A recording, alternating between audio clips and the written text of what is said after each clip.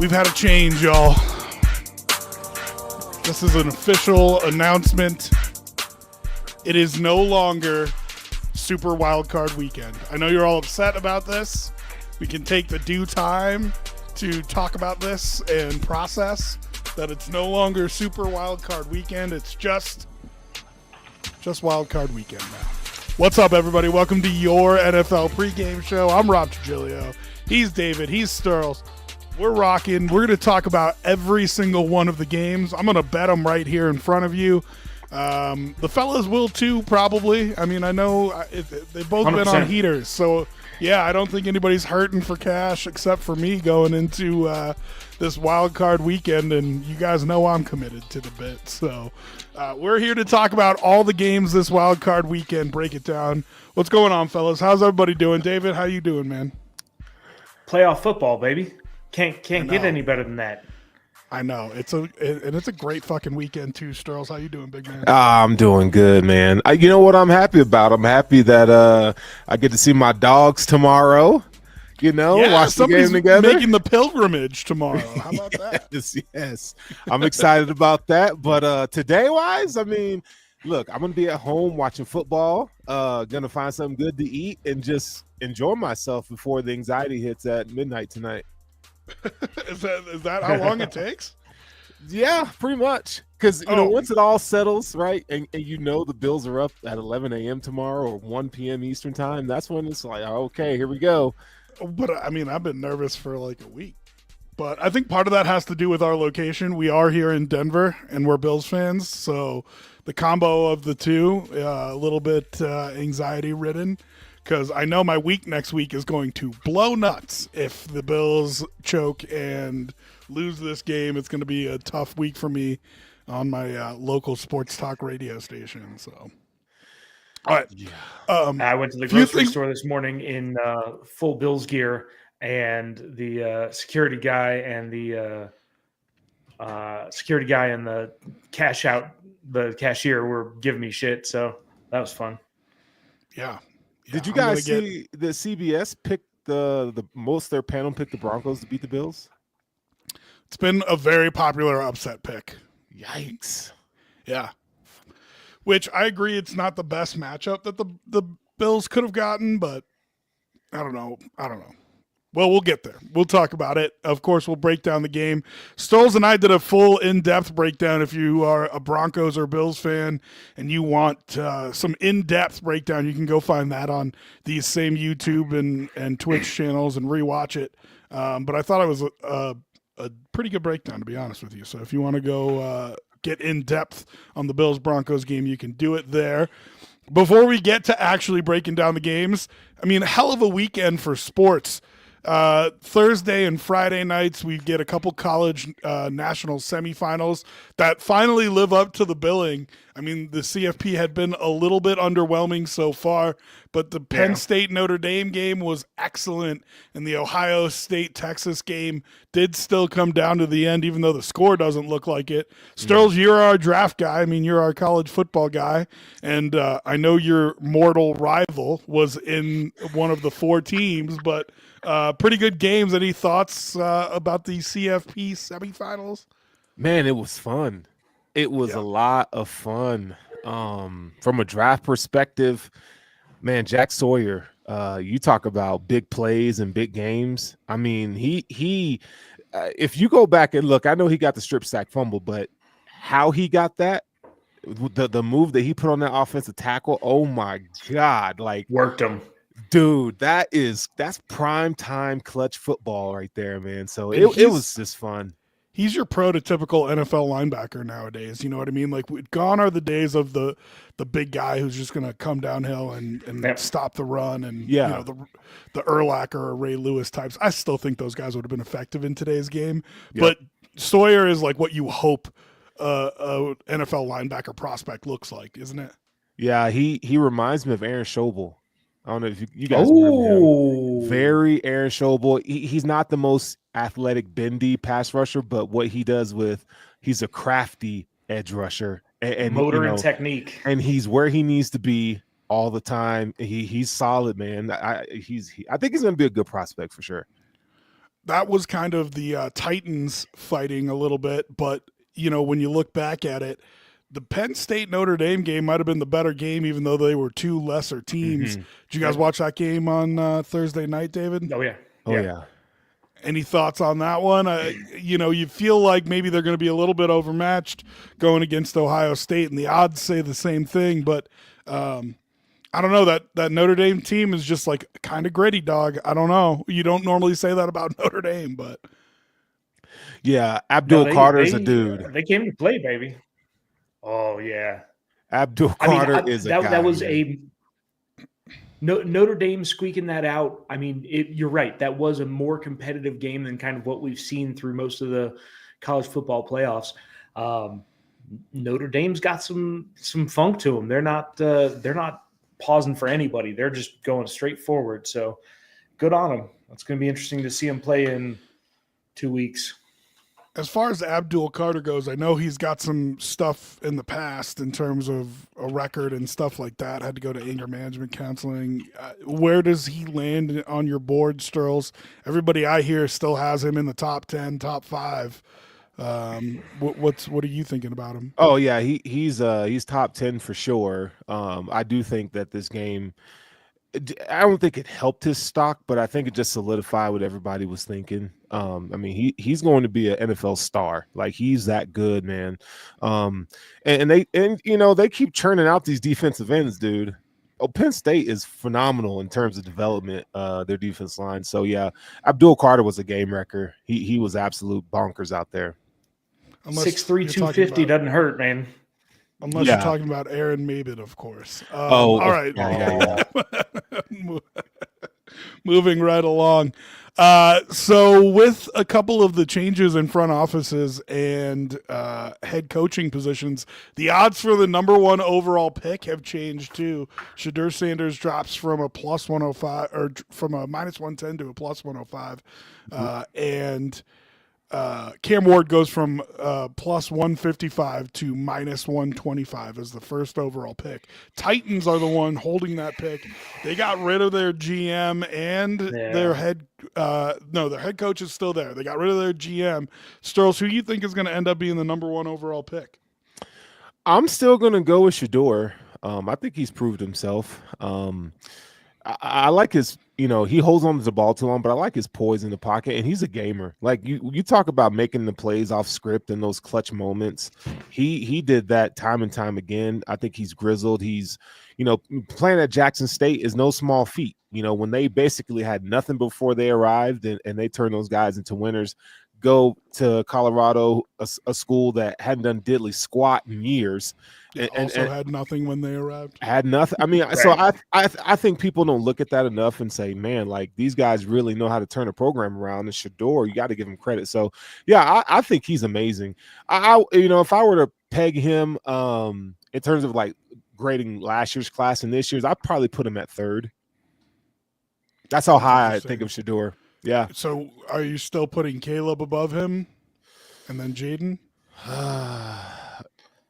Caleb, no. Caleb kind of moved. He moved down, so I think he's above Caleb to me. So you're including this year in Yep. the okay. Mm-hmm. So then what? Jaden, Drake, him? Yep. Then who? Bo, JJ, Caleb. Wow, you slide them all the way down Yikes. to the end. Yeah. Where does Cam fit in there then? Cam is after Caleb. Wow. Wow. Yeah, Cam is I think he's going to be really good, man. I don't know, man. It's just I got to see a little more. I need to see a little more from Cam. Okay. All right. Your thoughts on all that, David? Shedeur, I think kind of the name and the image that's going to come with the Sanders kind of brand will push him up.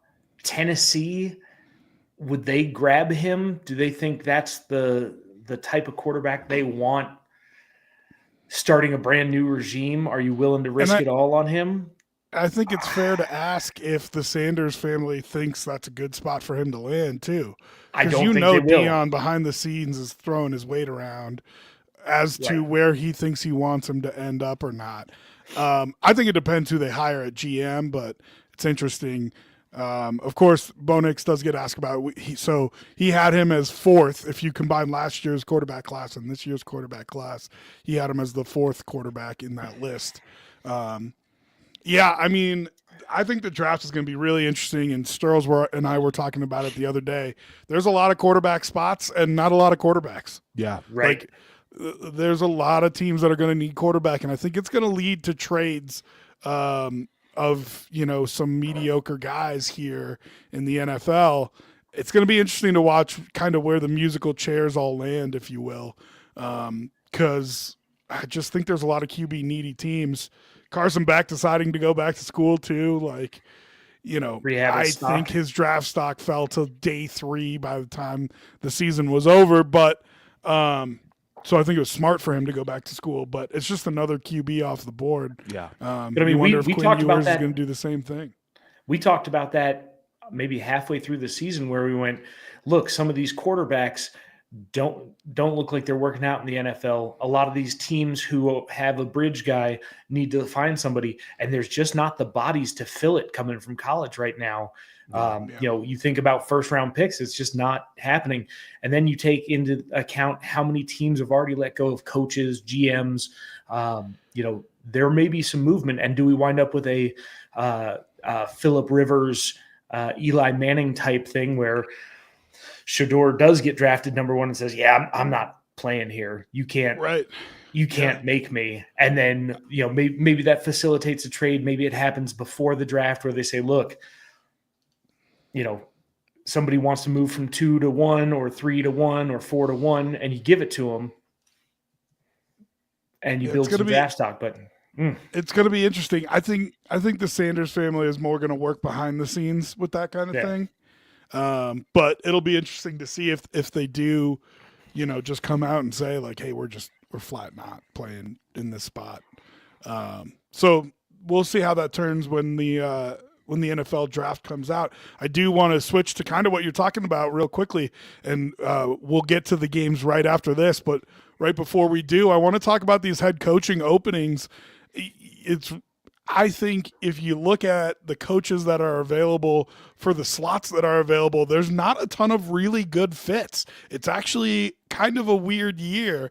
Most years you go through and you slot in, you're like, this guy makes sense here, this guy makes sense here, this guy makes sense here. There's only really one of those that I feel like is a real good fit, and it sounds like there's a money issue there. Is there any position open that you guys think is a slam dunk for a certain candidate, and is there one that you're more interested in than others? David? Robert Saleh back to the 49ers. Well, defensive DC move, yeah, that's no doubt about sure. And actually, Rob, I think in our group text you mentioned who is a lock to go to New England, and I don't disagree. But outside of that, yeah, I think Vrabel's a lock there, but yeah, I'm already hearing that there's a distance in the money, that he wants like 15 and Robert Kraft was more around 10, and that is why he's reviewing his options. Sturls, what do you think? I think Vrabel. I think Kraft. If it's a matter of $5 million, I mean, how much money? Kraft is made of money. Like, give that man what he wants, because you got a quarterback there, and now you bring Mike Vrabel, who understands, the Patriot way, if you will. But he gets to come in there and put his stamp on that team, and we know what he was able to do in Tennessee, and he kept those guys fighting for everything, kind of like Matt Campbell. In Detroit. So yeah, give that man what he wants. I'll tell you what though, there's a job that I'm really interested in. It's what the Raiders are going to do, like with because the Tom Brady influence and what that looks like. I think if you're a Raiders fan, you have to be excited, because now you get a real opportunity to where someone is at the helm can really help turn this thing around. So that's the job that I'm looking forward to seeing who gets hired the most. I think the Jets job is interesting because, I mean, they are interviewing your mother for that. I mean, it is like... Yep, everyone. Every damn person. Every person. But I think the most interesting head coaching vacancy is the Jacksonville Jaguars. And it's interesting because everybody wants to talk about Drake May in terms of somebody who has a quarterback. We've seen Trevor Lawrence play quarterback at a high level in the NFL, but he needs a certain kind of coach. I think none of the head coaching openings are going to turn the success of the franchise aren't going to turn as much as the Jaguars will based on who they hire as a head coach. If they make a mistake and don't hire that's the if right they want guy, to keep him. Trevor Lawrence is going to flame out, and I mean, maybe you get a reclamation project somewhere down the road, but that's it. Yeah. If they hire the right guy. But think about how many. Go ahead. They may not even, if they can't hire the right guy, do they even keep Trevor Lawrence? Yeah. No, I mean, I see Trevor maybe going to the 49ers if they can't work out something with Brock. I mean, there's some options here that are going to get crazy. Yeah. I don't disagree with you. I just think if they hit a home run and hire a Kevin O'Connell, right? And somebody who's not actually Kevin O'Connell. Someone like him. He was a first-time head coach. You know what I mean? And so if they can hire somebody who can have that kind of Midas touch, I do think, Trevor Lawrence has good football in him. You just need the right coach to bring it out of him. And the Jaguars there's talent on that team. I mean, who's the wide receiver they picked last year? Brian Thomas Jr. Thomas Jr. Trayvon Walker, Allen Hines. I mean, they have guys there that I think have talent. You couple that with the 4th or 5th overall pick or something like whatever it is. I think you can turn that team around a little fast. So it's interesting to me. But yeah. All right, let's get into these games now. And if I forget, I'm going to tell you guys to remind me to tell people where they can watch these games, because obviously they're on weird channels and such. So I got it pulled up here, but I want to start at the end. I want to start with Minnesota and LA. This is going to be on ESPN. It's a facsimile of Monday Night Football. But the reason I want to start there is because the California wildfires have made this one really interesting. So because of the wildfires in LA, the game has officially been moved to Glendale, Arizona. From what I hear, the Rams doing everything they can to make it a home field advantage, but a lot of Minnesota people have been tweeting that, like, if you're in New York, you go to Florida to retire. If you're in Minnesota, you go to Arizona to retire. Yeah, I'm hearing there's a lot of Minnesota people down in Arizona, and that, listen, the Rams are used to playing home games with a bunch of away fans in there, but that this might be a situation where it's really a home game for the Vikings and not for the Rams. It's a bummer. This is one of the better games I thought that we were going to have going into the week. Rams getting 2.5 points. David, what do you got for this one? So injury-wise, not a whole lot happening for Minnesota. Jones, their linebacker, hasn't practiced all week, but doesn't officially have a designation yet. Aaron Jones, the running back, also has been limited in practice all week. Nobody officially ruled out for either team right now. And then for the Rams, Haverstein, their tackle, has been limited, but he's been out for the last month. So injury-wise, you're not really going to see a lot of movement on this game. The move to Arizona freaks me out a little bit. If it were in LA, I think I would probably go with the Rams. This is the only game I haven't already bet this morning because I needed your feedback, boys, because I'm on for the Rams. I like what they've done in the last month of football for the most part. But the change in venue, all the stuff going on in LA, is that in their heads? We remember what the Bills were like the season with DeMar Hamlin and everything else that went on. It really looked like it wore down everybody on the team. That's going to be hard to play through. So I'm actually, originally I was leaning Rams. I think I might have to go with the Vikings here, but I'm interested to hear your thoughts. Yeah, we'll spend some time talking about what impact we think that has on the game because I do think it has an impact on the game. But Sterls, before that, what do you got in terms of the betting community? Yeah, so on the spread, we got the Rams at 52%. So this is kind of split, and that spread is 2.5. The money line suggests that you go with the Vikings at 74% and the under over 80%. So these teams will score points. These are two of the best offensive minds in football. So you can count on that piece. So if you want to make a bet like that, the under over, I would go with the over there. So seems pretty solid. But against the spread, the Rams are 9-8 this season. And we've talked about the Vikings ad nauseum here, but they're 11-5-1. What's the under over at right now? 47.5. Yeah, I would be pretty comfortable taking the over there. But see, here's where it gets you. So yeah, let's talk about how this game is affected by moving them. What were you going to say, Sterls? Well, I mean, we saw this with the Bills and when they had the DeMar Hamlin stuff kind of going on, that kind of team adversity. It can either galvanize an organization or it could just wear you out. And man, first of all, I think we should, thoughts and prayers to those who were affected by the fires in LA, man. It's so unfortunate, but man, I just think that's a lot to overcome. Now you're playing a playoff game in Arizona. Some of these guys probably lost their homes. A friend of ours lost his home, and it's just sad, man. So I just think, man, it's going to be hard. I know these teams score points, right? But man, to put it on the Rams to like come out there and just their full focus is playing this football game, I just think that's a lot to ask.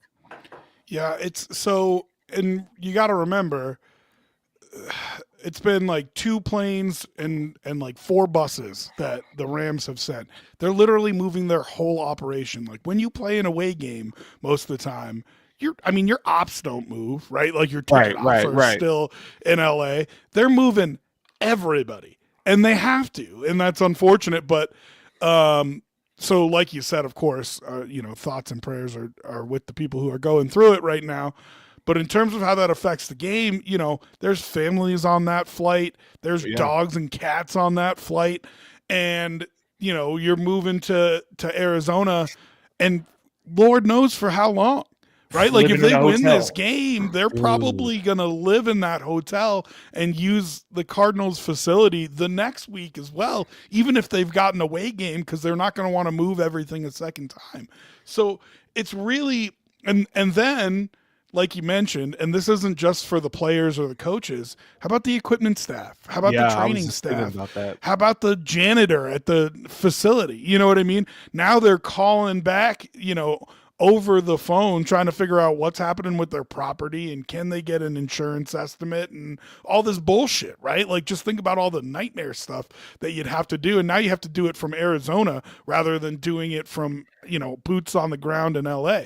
So I don't know. I mean, listen, that all does eventually catch up with you. And even if it's just, the people around you who are exhausted, you guys know when you're going to work and everybody else is exhausted or tired, you just drag a little bit too. Yeah.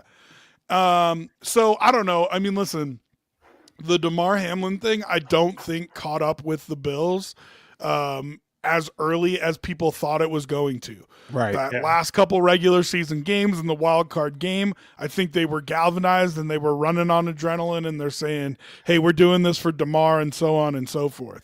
But it did, I think, eventually catch up with them, just mental fatigue. And I think they got pasted by the Bengals because of that. Yeah. So and that one was the straw that broke the camel's back because you had the shooting at Tops, you had Kim Pagula health issues, and then you had DeMar Hamlin. Like everything just stacked and stacked and stacked. But there was only one person's who, maybe 2 people's lives who were on the line. Now you've got all the players worrying about their homes, worrying about their friends, worrying about their family and loved ones and animals. Yeah. That's just a lot to put on a team. So I'm leaning to the Vikings now. So for me, I think that this is going to be a rally game. And I think that I'm going to take the 2. I already bet the 2.5. I'll take Rams plus 2.5. I think much like, 9/11 when that team comes out wearing that LAFD stuff. They're going to feel like they have a purpose, and it's going to be to lift up that community for one night. I think it catches up with them later in the playoffs. Next week. Yeah, but I like them kind of feeling like they are the thing to rally behind for the LA community right now. So I'm betting Rams plus 2.5. All said and done. Who do you got, Sterls? I'm gonna go with the Vikings, but I do want to mention the Vikings that we talked about last week. They've had their share of adversity this season too, right? So, man, it's just like it's hard for me to pick a team in this game because you want both of them to succeed. But I've been hot on the Rams all season. I mean, I think again that defensive line that they have, I think they're going to unleash the beast in the playoffs. And then you got a grizzled Matt Stafford and those wide receivers. So I would probably go with the Vikings because I think they're the better team. So I'll go Vikings minus 2.5. But man, I'm just going to be a fan and just enjoy watching this game. Yeah. So you boys haven't given me anything. You're split. What the hell am I supposed to do over here? And I told you what I was doing, but you just didn't like it. I mean, I don't know what you. If you see any of us looking down, it's because we are in the apps right now. Yep. Rob and I both use BetMGM. Sterls, you use DraftKings. So who you betting? Yeah, you don't get to. Did you hear him tap dance around? Yeah. Talking about all kinds of other stuff, so he didn't have to say who he's actually betting for. Rob, you inspired me, and you brought up a good point about the delayed kind of reaction to the trauma and the fact that it'll. I've actually been pretty hot on the Rams recently, so I'll take the 2.5 points. So I'm going to go with the Rams here. All right, with all the weird circumstances around that. 2 of the 3 of us taking the Rams. We'll switch back to, and we'll do the rest of the games in order. So we'll switch back to today, the 2:30 game. Well, 2:30 here in our Mountain Time zone, 4:30 Eastern. Chargers and Texans, and this one's going to be on CBS today. Chargers minus 2.5, and they're, I think, the only road favorite. No, Vikings are a road favorite. As well, but that's really neutral site, so do with that what you will. Chargers, the only true road favorite on the weekend. 4-5 matchup, and of course they slot the Houston Texans in for the Saturday 3:30 game. I saw a tweet that said every single playoff game that the Houston Texans have played has been Saturday at 3:30. Because nobody wants to see him play. That is just the AFC South slot is Saturday at 3:30. That's where they go. Chargers are interesting to me, man. It's a team that for the entire season, you've kind of looked at and seen the potential. And then sometimes you look at it and you see the lack of talent. And it's really interesting to me. I saw your little head move. I'll get to you at some point, Sterls. I know that's your boy. Hang on. We'll get there. The Chargers for like 5 years now have had immense talent on the defensive side of the ball. It could never stay healthy. It was never coached right. There was questions up and down about their motivation. There's no doubt that Harbaugh has come in and solidified this group, and they're one of the best defenses in the NFL. I think it's kind of gone under the radar how good they are statistically as a defense. But that being said, there's not a lot of talent, in my opinion, on the offensive side of the ball. They spent first-round picks on offensive line. They are trying to build it in a very Harbaugh way, but, I mean, your best receiver is Ladd McConkey, who was a second-round pick in the draft this year. And that's not a shot at Ladd McConkey. It just goes to show you that their weapons are, at best, underwhelming. So when you look at this matchup, listen, I think the Texans have more talent up and down the roster, but some of it's hurt. C.J. Stroud's been going through a sophomore slump, which happens. And so, I like to, when I talk about football, say this, and I'll probably say this a couple times today, who's got the better quarterback and who's got the better coach? And it's really interesting to me because as we go down the list here, I'm going to think that there's going to be really obvious answers to that question in most of the games, except for this one. I don't think there's an obvious answer as to who's the better quarterback. I personally think that Justin Herbert is the better quarterback, but it's not by a lot. It's real close. And if you're talking about head coach, he's going to throw something. But I think DeMeco Ryans is just as good of a head coach as Harbaugh is. So it's a really interesting matchup for me. Normally I go to David first and we get the injury news, but with the look on his face, I can't not throw it to Sterls right now. So go ahead, Sterls. Okay, hold Yell on. at me. You got Yell to at put some respect on Jim Harbaugh's name, okay? I love DeMeco Ryans, but he's just getting started as a head coach, man. Come on. Jim Harbaugh, the program changer, the Mr. Make Everything Okay. You're going to, like, shit on him like that? Nah, I'm man, not shitting on him. now. Come on now. Okay, so you did mention that the Chargers and their weapons. Quentin Johnson has come on as of late. Do not give me Quentin Johnson. Do not give me block hands Quentin Johnson. Okay? Listen, who's also questionable. Just saying. He's questionable every week, Dave. He's always injured. Right. He's always injured, and he's got butter for hands. So, but he's come on as of late. That's all I'm saying. Like he's put together some good games this year. Okay, so it's not just Ladd McConkey. Okay. Now, Justin Herbert makes that offense go, as we know. The thing about it is they have a running game that just does enough, right? So they're going to be efficient on offense. Rob, you did say, their defense has been, it's underrated and it has been good. I think those are the kind of recipes that you have that's going to win you a playoff game. So it's amazing how much talent they have on that side of the ball. Oh, man, dude. Derwin James, Khalil Mack looks like a younger version of himself. Bosa. I mean, they've got dudes, you know what I mean? And so it's not just that they have been good all year, but it's that I think they have the talent to sustain it. You know what I mean? Yeah. So, and you got guys like Aloy Gilman, who's, he's not the household name, but man, very similar to DeMar Hamlin. He can come in there. He's going to be where he needs to be, right? But Khalil Mack is having a really solid season. So I think their weakness is their linebackers. Denzel Perriman and Henley, they aren't very good, right? But I don't mind Perriman. You don't like him?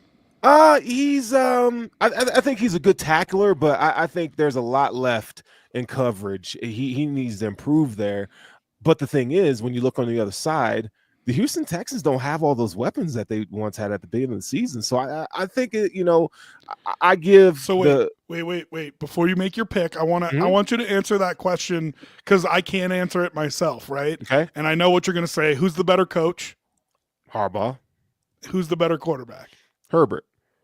Okay, that's interesting. All right, so and before this year, before you make your pick, Sterls, and we'll come right back to you for the pick. But I want to ask the same question to David. David, who's the better coach? Harbaugh. Who's the better quarterback? Again, with Sterls this year, I would give it to Justin Herbert. I think talent-wise, they are pretty close. Okay, so Sterls, go ahead and make your pick now. I know you were I cut you off there. But I wanted to know what everybody thought in that vein. No, I love it. I'm going with the Chargers minus the 2.5. But let's go with what the betting community has to say here. So that over-under number is 41.5. Just throwing that out there before we get to the total. Everyone seems to be putting their money on the Chargers with the spread at 72%. The money line, 72% again with the Chargers here. And then the total on the over-under is at 81%, which is very surprising to me, but I get it because the number is at 41.5. But I'm going to go with the Chargers minus the 2.5. Chargers minus 2.5. What about you, David? A couple injuries here. Palmer, the wide receiver for the Chargers, is out officially. They've got 7 people questionable. Eli Apple, the cornerback, 2 running backs, Dobbins and Edwards, who have been banged up throughout the year, are questionable. Quentin Johnson and Denzel Perriman, both also questionable. For Houston, their third-string tight end, Quintariano, is out. Shaq Mason is out. And then they only have 3 questionable, but it's Denico Autry, John Mechie, and Harris, the linebacker. So I'm also going to go ahead and take the Chargers minus 2.5. That just locked it in for me. We know what you're doing now. What am I doing? Tell me what I'm doing. You're going with the Texans. Plus 2.5, I mean, the home dogs. Give me the whole home dogs. Yeah. Almost Listen, like we've done this for 18 weeks. Hey, tell the listeners at home though. Dave and I, we're kind of on a hot streak, and Rob isn't. So if you guys want to lose your money, you go with what Rob says on this game. Okay. Games that didn't matter versus playoffs, like let's go. Listen, here's the thing. You both answered. Who's the better coach? Who's the better quarterback? You guys are both going with the Chargers there. I told you, I don't necessarily feel that way. And so, listen, CJ Stroud's been in a sophomore slump. It freaks me out. It really does. So I bought it up. I bought 3 points. Okay. And I do think that's going to be the margin of difference in the game here. But I'll take the Texans at home, and I'll take the 3 points. If you bet -2.5, it's even money, plus 100. Yeah. If you bet, or I said minus, I'm sorry. Yeah. If you bet plus 2.5, it's even money. It's plus 100. If you bet plus 3, it's minus 130. So I'll pay that extra vig, and I'll go ahead and take the Texans with a full field goal, thinking that I'll probably get a push out of this game because I do think the Chargers end up winning, but I just think it's going to be a dogfight. I really do. That's fair. It's the way that Harbaugh plays. You know what I mean? Harbaugh does not have I'm going to crush you. I mean, he does have that mindset, but not like laser show, aerial. Yeah, right. You know what I mean? Right. They're going to play a very safe vanilla game. That's what they're going to do. Right. So Rob, at 3 or 3.5, I would. Yeah, at 3 or 3.5, I would consider going with Houston. 3.5, I'd probably go Houston if I were looking for the win and not a push. At 2.5, I think the Chargers are going to win.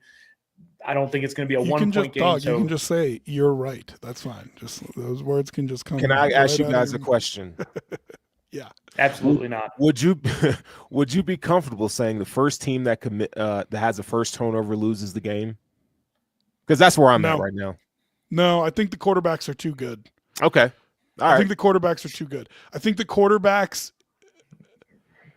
when push comes to shove, either quarterback it can lead their team down to tie a game up, and so. I feel like even if it does start to get away in the middle 8 there, get a turnover, something like that, I think by the end of the game, even if those quarterbacks have to throw it every damn play, I trust both of them, even though CJ Stroud's had a tough year to bring him back. What do you think, David? Yeah. Who wins the turnover battle may be a better indicator, but first turnover, it may kind of stem the tide if one team's driving or the other's driving. Now, a pick six or something where, you return a punt, you're at your 25 and you throw an interception there, that might do it, but that's more related to turnover, points off turnover. I don't know about the first one. I think if that happened in the first quarter or second quarter or even the third quarter, may not make that big a difference. So. Okay, that game kicks off in just about 4 hours. Again, that one's on CBS and Paramount Plus. You can get it on their streaming app as well. We'll move to the night game, the Pittsburgh Steelers and Baltimore Ravens. That is the Amazon Prime game for the weekend. Ooh. So you guys, I don't know if you know this. I don't know if I've even mentioned it on this show before, but especially for people who get really frustrated with all the streaming services and having to pay, this game's available for free, and I don't know if everybody knows that. You do not have to have an Amazon Prime membership to watch it. Amazon, yes, David, owns Twitch, and so they broadcast the game live for free on the Amazon Prime channel on Twitch. So you can just get on Twitch on your computer, or you can try to find it on your TV via an app. But at the end of the day, you can watch this game for free without having a Prime membership. I feel like a lot of people don't know that, so I like to say it every time there's a game on Prime. Listen, I mean, this is the kind of stuff that you dream about. An AFC North battle on a Saturday night Wildcard weekend is exactly the kind of football that I want. I'm thrilled that this is the matchup, and I'm honestly thrilled that the AFC turned out the way it did. Now, one interesting note about the AFC playoff picture, we're going to have 2 AFC games today, and the first game tomorrow is the AFC game. They will be done after the 11 o'clock game on Sunday. You'll know what all the matchups are. I think that's kind of interesting. The NFL normally tries to move that around, but the AFC is going to be sewn up by Sunday morning. Yeah, interesting that there's that little advantage, a day advantage maybe, for the Chiefs and everybody else.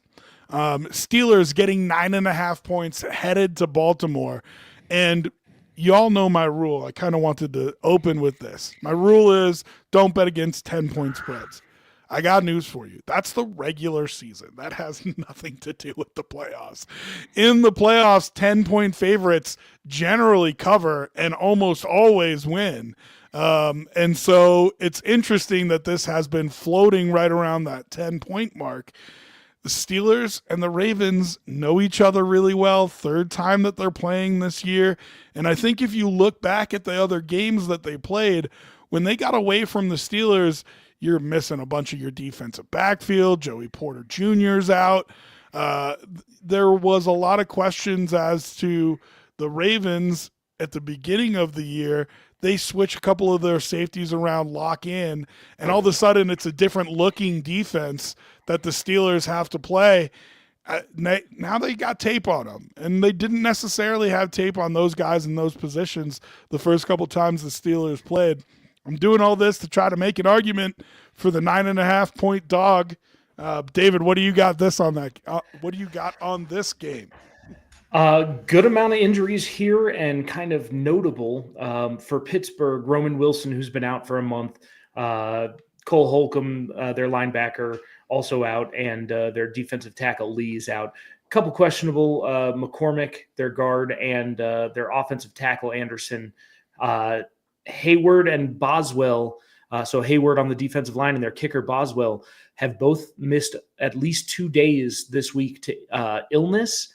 So that's a concern for me. That's actually popped up a couple times on these injury reports. For Baltimore, Zay Flowers with that knee sprain last week is officially out. Deontay Hardy, another receiver, questionable. So Baltimore going in fairly healthy, but now you got to ask, is Rashad Bateman going to really step up here? Is Mark Andrews going to step up here? You've got a great defense in Pittsburgh. Can they either double Andrews or double Bateman? Are they going to load the box? Are they going to use a spy on Lamar? With Flowers out, that kind of changes my optics for this game. I'm going to take the Steelers plus 9.5. These tend to be knockdown, drag-out games, and this, much like another game we'll talk about later, feels like it's either going to be a knockdown, drag-out, last-second field goal kind of game, or the Ravens are going to steamroll their way through it. Hard to tell. I'm going to take the Steelers 9.5. I'm just hoping Russell Wilson can pull his head out of his ass and do something with the football. Who would you bet money line here? Ravens. You're on the Ravens money line, so you just think that the 9.5 is too much?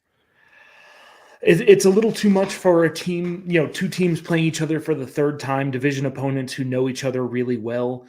Some of the injuries here, if Baltimore had Flowers and he was healthy, I'd consider going the Ravens here. But with the injuries, I think they'll load the box, try and stop Derrick Henry, and maybe throw some bracket coverage on Bateman or on Andrews and switch it. So, yeah, I'm gonna take the Steelers, but this game could go one of two ways. Either super close. I could see the Steelers potentially winning, but that would take a couple of turnovers and some stupid play from Lamar. But that's what I got. All right, Sterls, I see you itching to get in there. Get in there, dog. What do you want to say? Man, Russell Wilson. I can't have faith in Russell.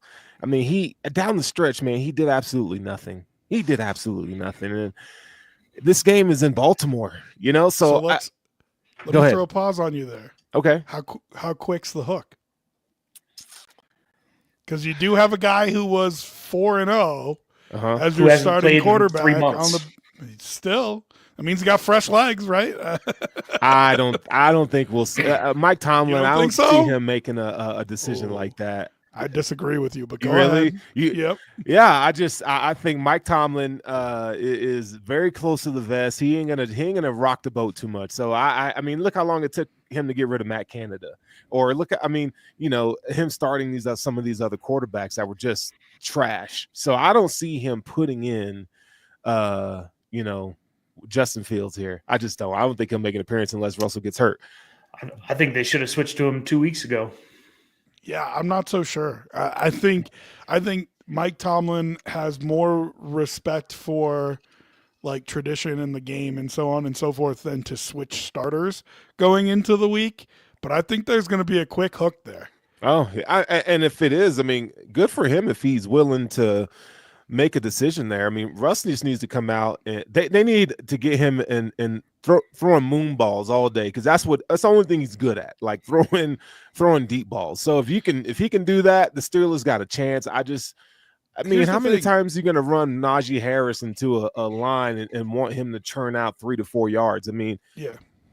He was so decisive, and I was going to say at the beginning of the year, but like when he started at quarterback, he was so decisive for the first few games, and it has turned back into what it was in Denver last year. Yep. Him holding on to the ball, not being very athletic, and I don't know what he's thinking, man. Like you're an old ass man. Make the decision and throw the ball, and even if it's an incomplete, like take that over a sack or some bad interception that you throw. You know what I mean? It's I don't know. I don't want to say he's washed, but I feel like maybe he's just done. You know? So here's the thing. When Russell Wilson's under pressure, his passer rating is 69.7%. And so they have to figure out their protection schemes and keeping him upright, comfortable in the pocket. If for 4 seconds? Well, something. 4 seconds, 2 seconds, 3 seconds. They got to keep him upright. And if they can do that, I think, their chances of winning this game or keeping it close go through the roof. But the problem is Russ still thinks he's in his 20s and he's going to try to scramble and make plays off script, and that's where he's going to get in trouble. But hey, I mean, the Steelers, they've been paper tigers all season. Let's be honest about it, right?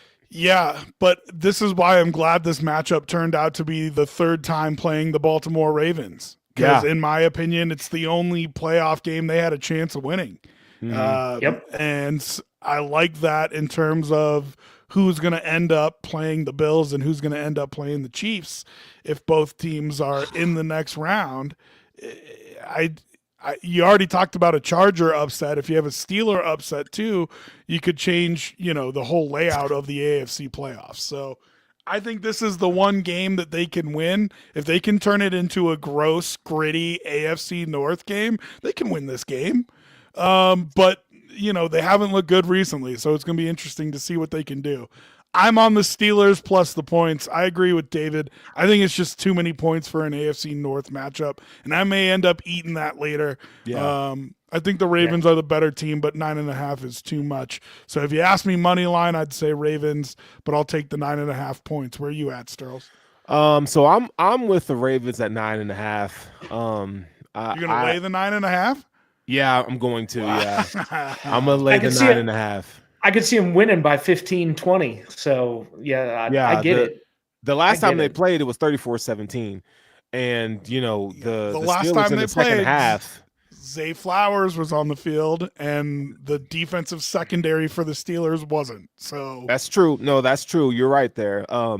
I think this is a Mark Andrews game and Derek Likely. I would even put either Likely or Andrews in the slot, 40% of the time. I mean, they're going to have to do something similar to that. This is an interesting question to me. We don't have, and we'll maybe do the same thing for the Broncos Bills, which is the other big spread of the week. But just real quick, plot me a path to victory for the Steelers. What does it look like if they win this game, Sterls?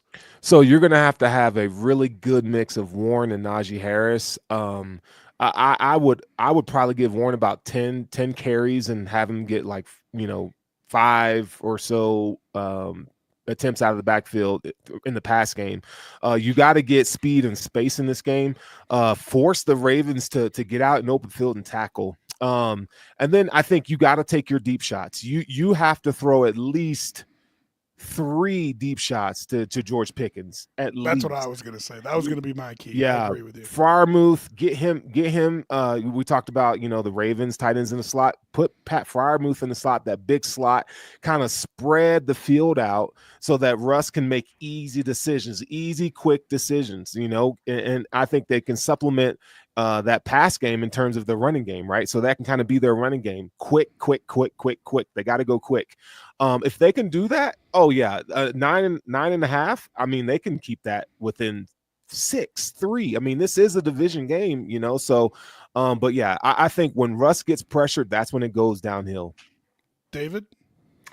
So you guys went Steelers offense versus Ravens defense. I'm going to swap it here. Okay. I think to get the Steelers to a win here, you're going to have to make Baltimore one-dimensional.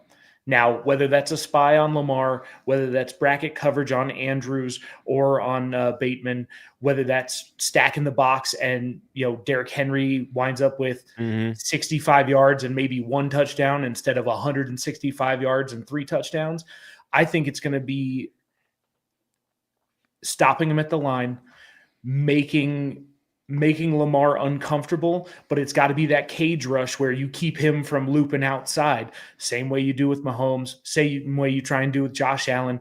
If you rush and it's lopsided, he's just going to scoot out the other side or step up and take off. If they can control that defensive line of scrimmage, I think the Steelers, with that awesome defensive line with Watt, can put some pressure on them and keep it close and could win.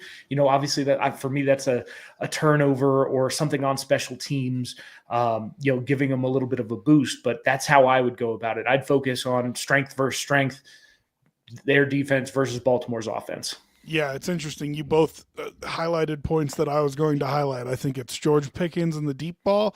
You got to hit 1 or 2 of those and not just throw them, but you got to hit a couple of them.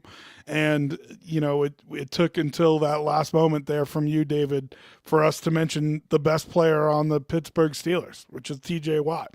And he's going to have to be the best player, and he's going to have to make their best player not as effective. I don't want to say shut him down, but if TJ Watt can be in Lamar Jackson's head because he's TJ Watt, I think you can affect the way that he plays the game.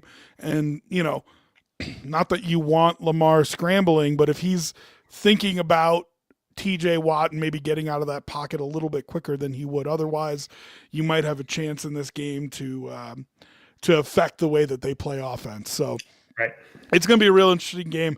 Again, tonight on Amazon Prime, which you can find on Twitch for free. Let's move to the Sunday games, and this is the one for us. It's the one we care about. Broncos and Bills. Broncos +9. That has actually come down a little bit. It was 9.5. These lines have all moved a little bit, to be honest with you. I think the Ravens and Steelers was the only one that hasn't. But Broncos +9 headed to Buffalo should be okay weather-wise.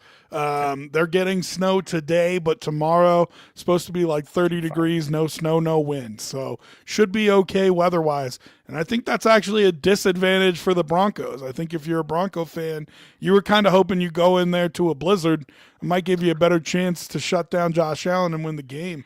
It's a big spread, but I don't think the Broncos are as outmatched as the spread would say that they are. David, what do you got for this game? So Denver actually fairly healthy. Crum, who's been out for 2 weeks, their offensive tackle, is out again. Tyler Batty's questionable. That's it on their report right now. Obviously, the game's not till tomorrow. They probably have a walkthrough today, so let's see what comes of that. For Buffalo, the healthiest they've been all year. Codrington, their kick returner, is the only one who's questionable with a hamstring. He was out at practice this morning. That being said, that's nice. Exactly. You've got 2 healthy teams, so this is going to be force on force. You're not playing, man down. You're not playing, your stars aren't playing. Everybody's in, everybody's playing. So let's get to it. Since 2000, rookie quarterbacks in their first game, 9-13 record. Now you're going into Buffalo. You're going up against Bills Mafia. Denver's got this defense humming. Their defense is amazing, has been all year. They get after the quarterback. We talked about it in Baltimore, strength on strength. Pass rush versus an amazing Bills offensive line who doesn't let Josh Allen get sacked, doesn't really let him get too much pressure. Now, your question is, with the amount of kind of man coverage you're going to see and have seen out of the Broncos all season, who's covering who? It doesn't matter. You've got Pat Surtain. Great. Put him on somebody. There's 4 other people on the field who could get the ball just as easily. Now, Denver's been pretty bad against running backs coming out of the backfield. So I'm looking for a huge Ty Johnson game. I'm looking for a huge James And the Cook Bills game. have been the best at it. You know what I mean? It's not it's not just like, oh, here's them trying to do something that they don't normally do. Yeah. You know, DVOA wise, the Broncos are the worst at it, and OVOA wise, the Bills are the best at it. So Right. It's a huge mismatch. And the same thing the other way. Everything that the Broncos are good at on offense, the Bills aren't great at defending. So I have some concerns. I agree with you. I don't think the Broncos are as outmatched, but I'll say it just like I said with the Steelers-Ravens game. This game's going to go one of two ways. It's going to be gritty and close. I still think the Bills win. Or You got to stop saying this. It's such a cop-out. Or We come Josh to you to tell Allen's- us how it's going to be, not the different ways that it could be. Or Josh Allen goes Super Saiyan and throws for 350 and looks So which like is it? 350. I'm Yeah, going you with the think Bills you- for the win, but I'm picking the Broncos +9. Kid, you gotta. Whew. All right, Sterls, what do you got? I'm definitely taking the Bills plus the 8.5. I mean minus the 8.5. The thing that's gonna be something to watch. I think the Bills are going to come out and they're going to start fast, and that's going to put a lot of pressure on Denver. Okay, because I mean, again, their offense is overall like 23rd in the league. So it's not like, they have all this firepower, right? Cortland Sutton, I like the matchup with Christian Benford. He's going to be physical with him. I think that's one of Christian Benford's calling cards. He's going to be physical. So it's not like, he's going to get this free access and he's going to, be able to go 20, 30 yards down the field and make catches.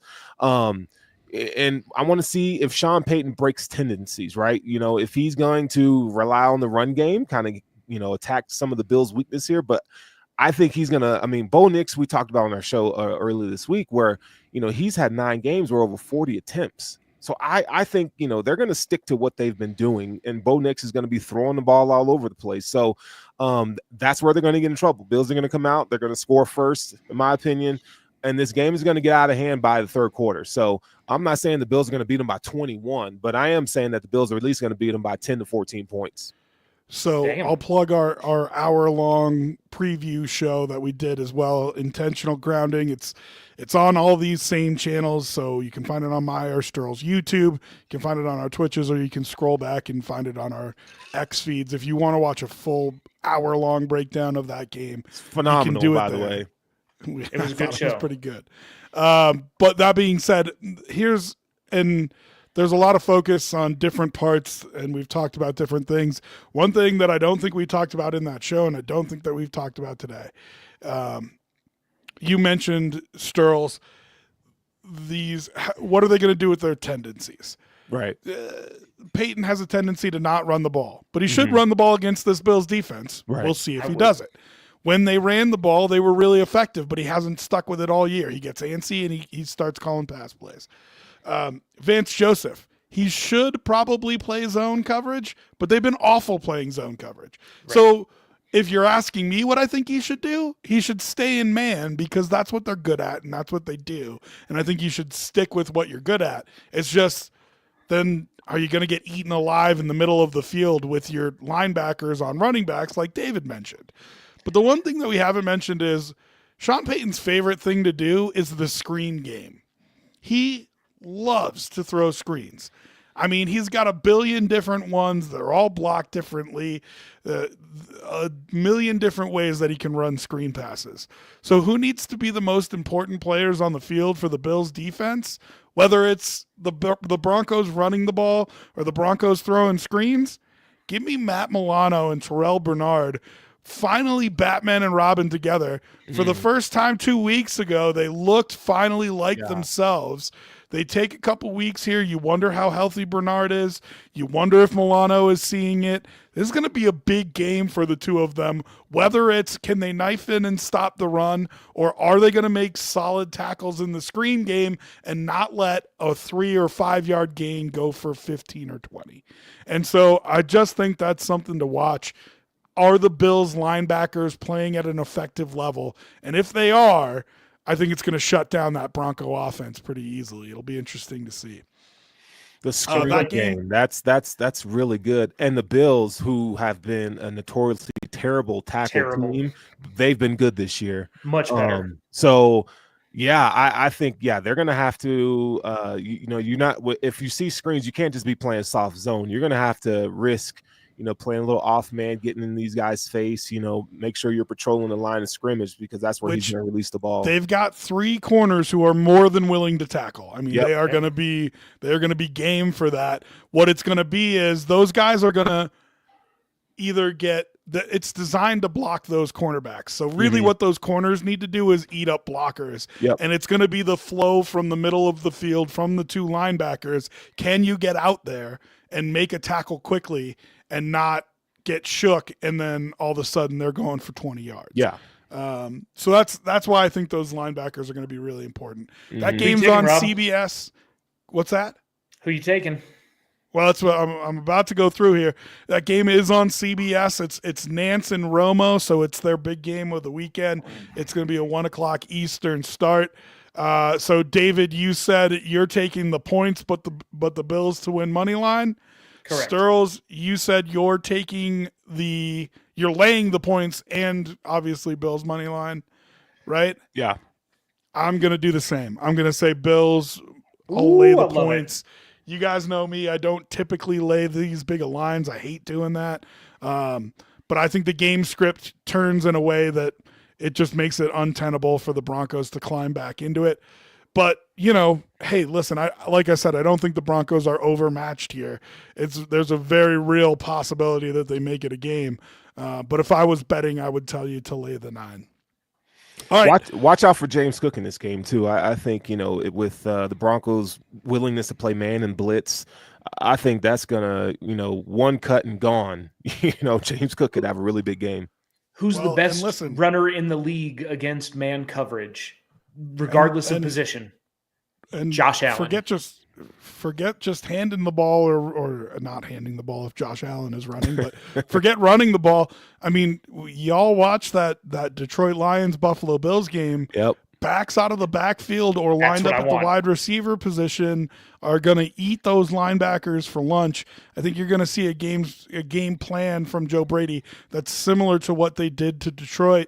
Ty Johnson out of the backfield, James Cook out of the backfield. Just get the ball in their hands in open space, and they could cause some trouble. So, all right, I know we're amped about that game, but we got to move on. Green Bay and Philadelphia, the afternoon game tomorrow. That one's going to be on Fox. It's the only Fox game of the weekend, so it'll have their big crew on it, Tom Brady and Jesus Christ, Kevin Burkhardt. And this one, I originally felt like was going to be a really good game, and since have kind of talked myself out of that. It'll be interesting to see how healthy Jordan Love is. His wide receiver core is banged up a little bit. Philadelphia has had all kinds of chemistry issues, but at the end of the day, they still just keep mollywopping fools. They're a -5 home favorite right now. David, what do you got for this game? Some big injury news and some questions here. Last week, Christian Watson went down, the star receiver for Green Bay. He is officially out. So is Zach Anderson, their safety. Torn ACL for him, right? Yeah, gone, which means most of next year is probably in question too. Now, he could come back next year for the playoffs. But a receiver who needs to cut, you want to give him some time. I know he's a young boy, but damn. Well, they've gotten better at those injuries too, speeding up the healing process. It'll be interesting to see when he's back. Questionable for the Green Bay, Andre Dillard, their tackle, Quez Walker, their linebacker, and their safety, Williams. Those are some important injuries for a team that last week against Chicago didn't really look as good as you had hoped they would going into the playoffs. For Philadelphia, really no huge issues as far as people who are out. Their tackle, Keegan, and Young, the defensive tackle, are out.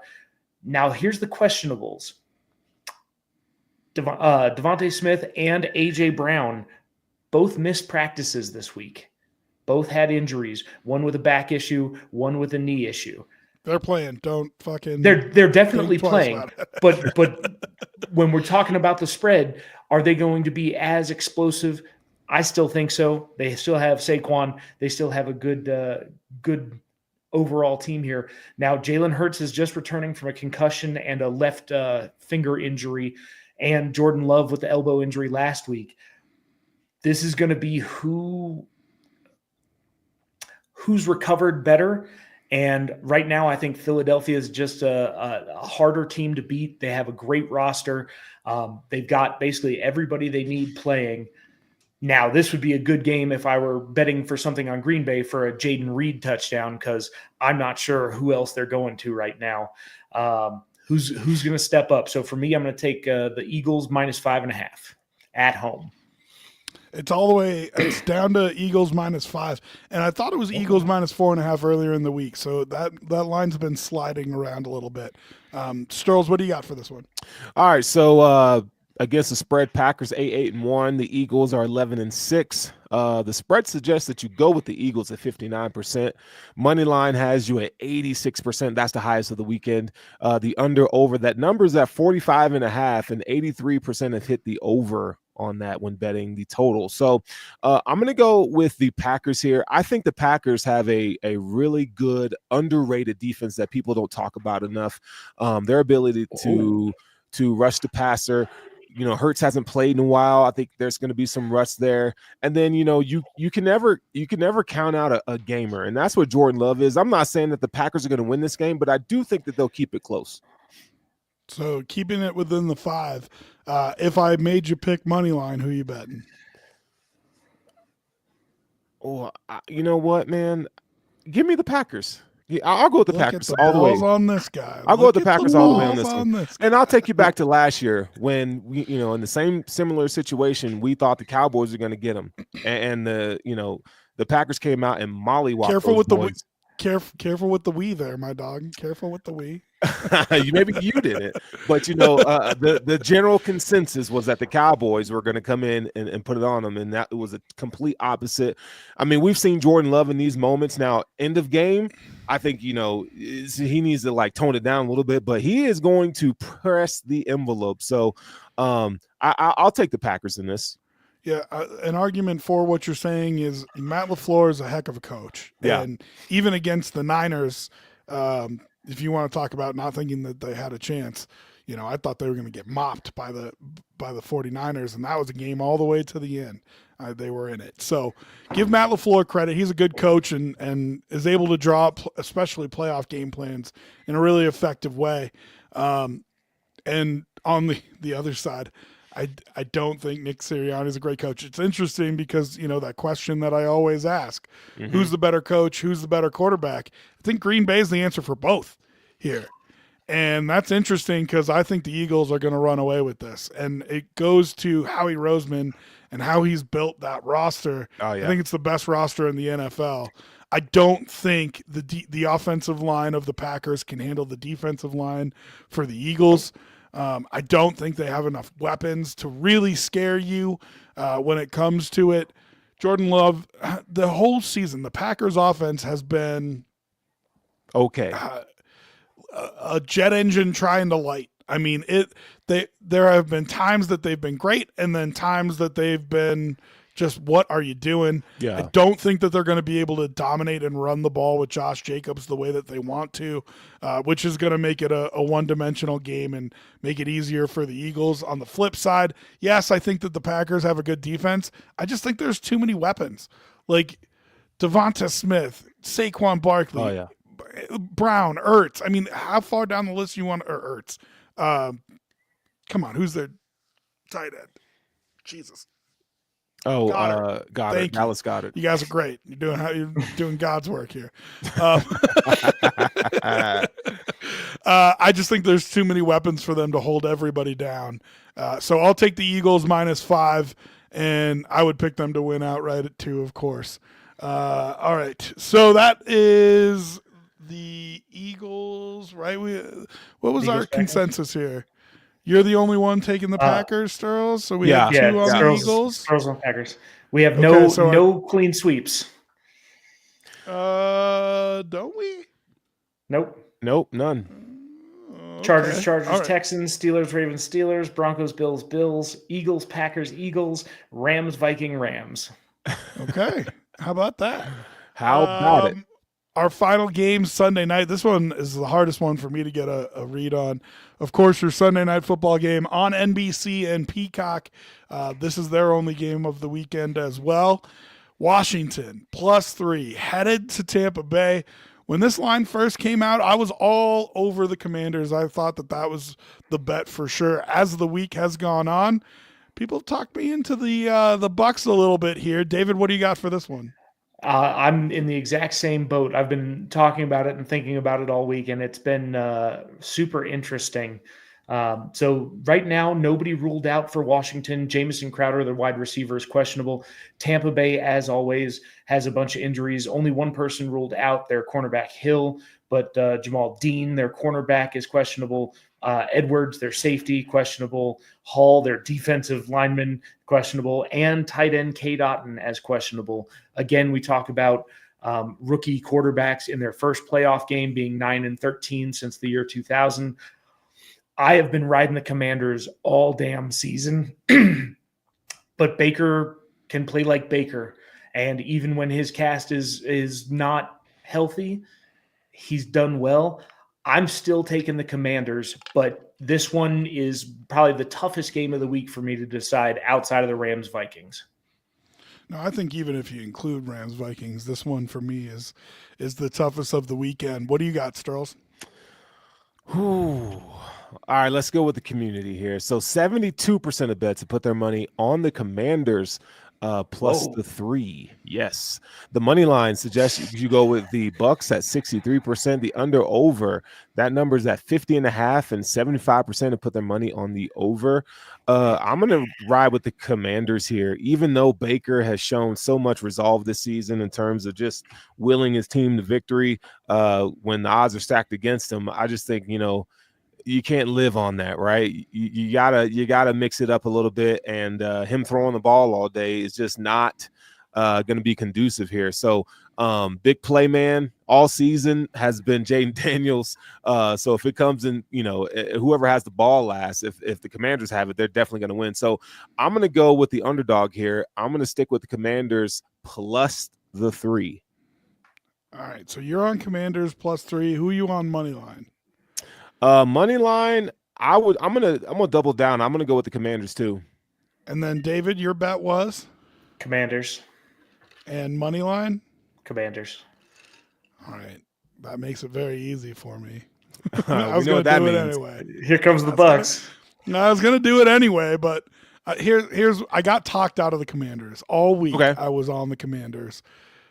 Their only win versus a playoff team is that win versus the Eagles. And don't get me wrong, that win was damn impressive, but it was also against Kenny Pickett. And when you went through the first couple quarters of that game, it looked like they were going to get boat raced. And then all of a sudden, Hurts gets the concussion. He goes out.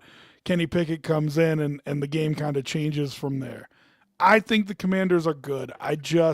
When you look at their entire season, you see that Eagles game, you see the Bears game. I mean, there's a lot of, I don't want to call them lucky, but last second wins, I guess is how I want to say it. Yeah. The Buccaneers, for as inconsistent as they've been, I think have been much more consistent. And so it's weird because I don't think the Buccaneers are particularly good. And it's a toss-up. In terms of who's got a better coach, toss-up for me. Who's got a better quarterback? I give Baker the slight edge, and that's not forever. That's just for right now. I think Jaden Daniels in time is going to be the better quarterback, no doubt.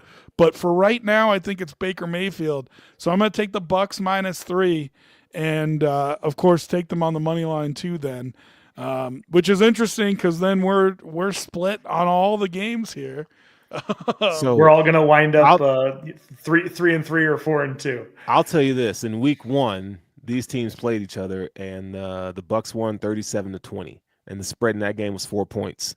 It's hard to beat a team twice, right? And so that kind of pushed me over, and that's why I'm like, yeah, the Commanders are going to get this one. All right. Well, I've emptied my account. I've bet on all these games. I don't know. Did I have I told you guys that I do that? Yeah. Yeah, whatever my amount is, I divide it by, well, in this case 5 because I don't bet on the Bills game, but I divide it by 5 and it's all riding on these picks. But one thing I do want to do here before we wrap up, first I want to talk about this comment because we did already talk about this game, but if you do drop us a comment, we're happy to chat about it for a second. We love the interaction. So Young Native Tino says, Broncos really shut down the Bills last year. Can they do it again this weekend? My quick take on that is I think the Bills weren't really paying attention last year. I got to be honest with you. I felt like they came out on that Monday night game sleepwalking a little bit versus a team that had given up 70 points a couple weeks earlier and thought they were just going to kind of ride the Monday night wave and just smoke them. I really think they did think that. Guess what? You have their attention now. One, because of that, and 2, because it's a playoff game. And so I think that they go into this game a lot more focused, and I don't think they can shut them down again like they did last year. What do you guys think? Yeah, young native Tino here. I see you with your Chiefs jersey. I know you want the Bills to lose, and but let's keep it a buck here. The Bills had Ken Dorsey as their offensive coordinator, who got fired after the Broncos game. I think this is a completely different focused mindset football team than last year. They were dealing with a lot of stuff internally and, kind of square peg round hole here. So, yeah, I mean, it's the NFL any given Sunday, right? But I do think that this Bills team is ready. They got a lot to prove. Josh Allen's not going to win the MVP probably. And I think that, I'm telling you, man, like that kind of he's stuff. He's going to come out. He's going to come out and ball. So yeah, don't forget either that he still gives Elway shit every time he sees him and golfs with him for not drafting him. So I think, all pro selections, Pro Bowlers, what they did to him last year, Elway not drafting him. Yeah, I definitely think there's going to be a boulder on the shoulder on Sunday for Josh Allen. David, what do you think? Same. At this point, yes, last year that game was ugly. I agree with Rob. They walked in maybe too confident with a really bad game plan on offense. Adios, Ken Dorsey. It's a different team. That was his last one too, wasn't it? That was the nail in the coffin. Yeah. So we're a different team. We've got a different offensive coordinator, and I think Josh Allen is going to look like a laser-focused Terminator. I hope so. All right. One more thing I want to do before we get out of here. So I've been kind of keeping track of who the majority of us think are going to win to scout out matchups for next week. So the 2 seeds advance in both conference, and according to majority rules amongst the 3 of us, the 2 seeds advance in each conference, which means that you get Eagles Commanders as one of your matchups in the NFC. And it would be Eagles Rams and Commanders Lions. So just real quick thoughts on those games. Eagles Rams I think would be fun. That would be in Philadelphia. I think I would like the Eagles there. Yeah. But I definitely want to see how many points the Rams are getting, because that could be a dog for me that I would pick, depending on the number of points. Thoughts on that game just real quick, guys. Give me the Eagles, man. If they can get out Eagles this weekend, unless it's over 6.5. Yeah. You think Eagles Rams? It's a slam dunk Eagles pick, huh? Yeah, for me. Which I think then leads us to an Eagles Lions championship game, because the Commanders going into Detroit. That would be so fun. It would be fun, but it would also. I think Jaden Daniels gets smoked there. Yeah. That's kind of hard for a rookie quarterback to do that. That's a tough spot to go into. In the AFC, we would have Bills Ravens, which I think would be your Sunday night game, the matchup of the weekend. In Buffalo. That one, I mean, with all the talk back and forth, MVP, all pro, there's been a lot of conversations about what the Ravens did to the Bills earlier in the year, who was there, who wasn't there. I think I would take the Bills in that game, but Ravens getting points is always, that's tough to turn down. What do you guys think about that one? I hate it, but I got to go with the Bills. I just have to. I'd want to see what Josh looks like this week, but my initial take would be if he gets to go up against Lamar Jackson and the Ravens, he's going to come out with something to prove. I don't think he's going to push it, but I think he's just going to be so focused and so determined that he has that look where he's like, it's on. And Josh ain't my worry in that game. It's the defense. Nope, defense. Yeah. And also our other matchup, another divisional matchup, third time they're playing, Chargers and Chiefs. Can Harbaugh go into Arrowhead and beat the Kansas City Chiefs? That would be our matchup based on our picks. Thoughts, gentlemen? I'm not defend religious. your boys, Sturls. Hey, I'm not religious, but I would pray for something like that. I am, and I would love for the Chargers to beat the Chiefs. Could they? Would they? Would you call it? No, God, no. No? Nope. Nah. I not would yet. call it. Really? I would call it. Yeah. I would call it. I'd not only take the points, which would probably Money be line. at 8, least 3, 5.5, maybe 6.5. Yeah. Chargers going in. So yeah, I would absolutely take the points in that game, and I might even bet Chargers money line on that one. Ooh, love it. I love it. Make sure it's like $5 or something, okay? No, that's not how I do it. I told you, I take all the money, I split it up amongst the games. Oh boy! I bet every cent I have.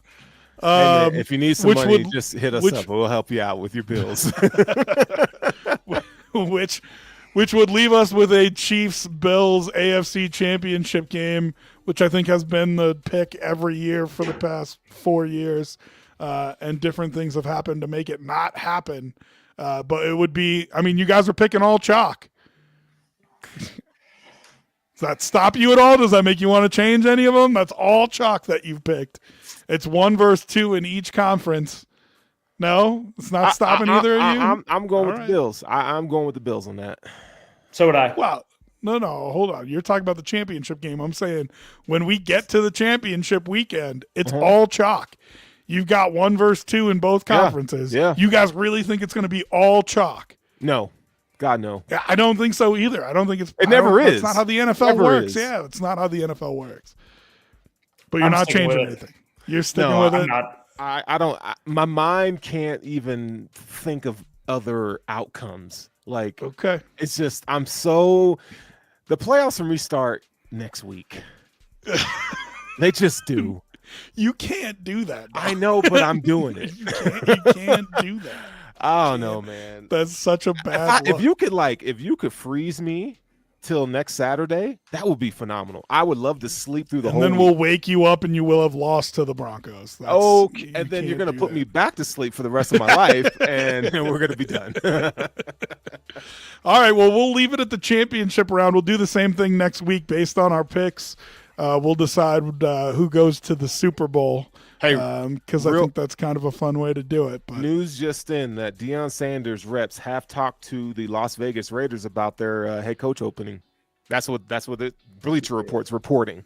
So let me just throw this out there, and we can wrap on this. But how are they going to get up to get Shador? They better give up Max Crosby. That's what they really want. I mean, I'm serious. Yeah, I'm serious too. Max future first round picks plus a first rounder next year, plus their first rounder this year to get up to 1. I mean, Deion's not taking that job unless it's Shador. Right. Yes. Right. Oh. Yes. And then you also know that Shiloh is drafted in round 5. Yeah. Right. To the Raiders, something like that. That's Brady's boy. Shador. I would if I was a division rival, I would 100% in like the 4th round burn one of my draft picks just on to piss taking him off. Shiloh just to fuck the Broncos just take Shiloh. Just like a double bird to Coach Just, Prime. like the Phoenix Suns were going to take Bronny. yeah, exactly like that. All right, fellas, anything else you want to say before we let everybody run and enjoy their wild card weekend?